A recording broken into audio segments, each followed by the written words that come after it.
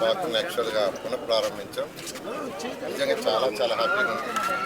ఈ పార్కులు చేయటం కూడా చాలా చక్కగా చేశారు.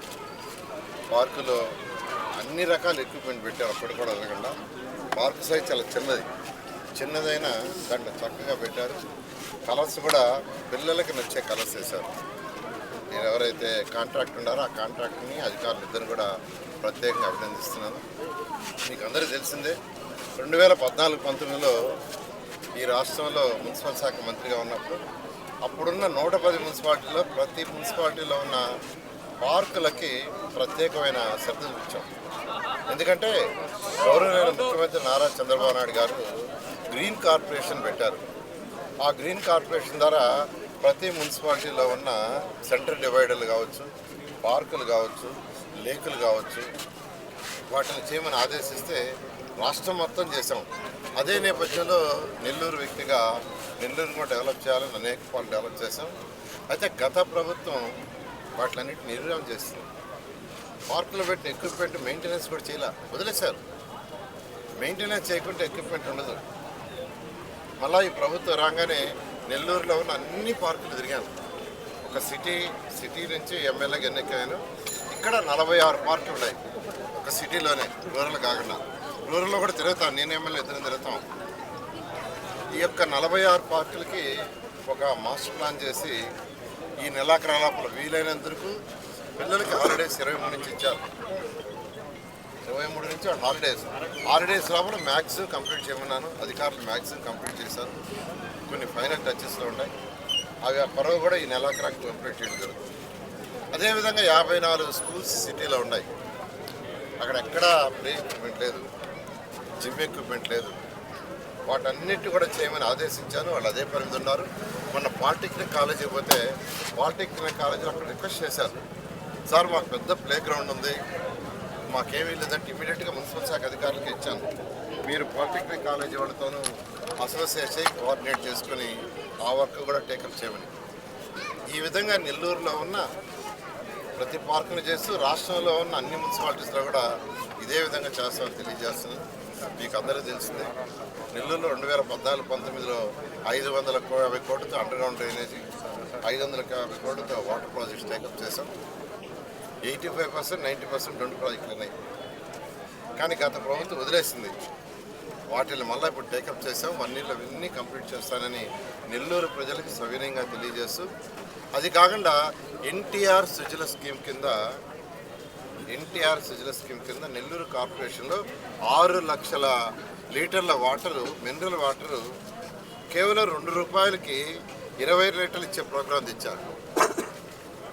దానికి కూడా దాదాపు 5 కోట్ల రూపాయలు ఖర్చు పెట్టారు 2014-19. దాన్ని వదిలేశారు.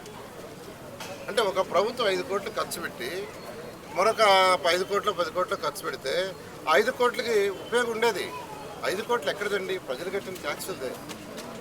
మా మీద కోపంతో 2014-19లో ఏ పని అయితే చేసామని వదిలేశారు. వదిలేయటం వల్ల 5 సంవత్సరాలు ఆ డబ్బు వృధా అయినట్టే. అది జగన్మోహన్ రెడ్డి యొక్క పరిపాలన. పిచ్చితొక్కుల పరిపాలన అంటారు. నిజంగానే పిచ్చితొక్కులో వ్యవహారం. ఒక ప్రభుత్వం ఏదైనా చేస్తే దాన్ని కంటిన్యూ చేయలా, ఆగిపోయినాయి. కానీ ఈ ప్రభుత్వం వచ్చిన తర్వాత అవన్నీ టేకప్ చేసాం. మొన్న యాక్చువల్గా 47 వార్డులు, 48-47 వార్డులు 1 లక్ష లీటర్లది ఇనాగ్రేషన్ చేసాం.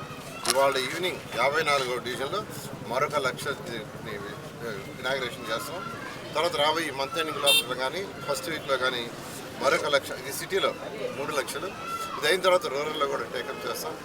దానివల్ల దాదాపు 3 లక్షల లీటర్లు పర్ డే చక్కగా మినరల్ వాటర్ కేవలం 2 రూపాయలకి 20 లీటర్లు.